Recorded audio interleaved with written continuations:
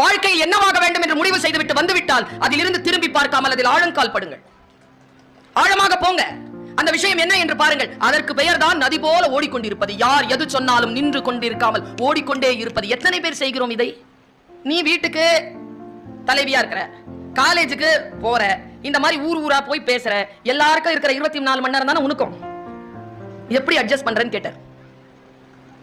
நான் அரசாங்கத்தில் உதவி பெறுகின்ற ஒரு கல்லூரியில் யூஜிசி சேலரி வாங்குற ஒரு ஃபுல் டைம் ப்ரொஃபசர். காலையில 8 மணில இருந்து 2 மணி வரைக்கும் நான் கல்லூரிக்கு போய் ஆகணும். அதுக்கப்புறமா என் வீட்டை கவனித்தாக வேண்டும். அதுக்கப்புறமா தான் நீங்க யூடியூப்ல பாக்குறீங்களா, ஸ்க்ரோல் பண்ணீங்கன்னா Switzerland, Africa, America, Canada, Hong Kong, Bangkok, இதுக்கெல்லாம் போய் பேசணும்.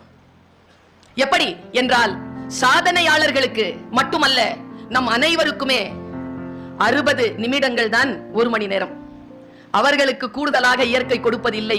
உங்களுக்கு இருக்கக்கூடிய அதே நேரம் தான் எனக்கு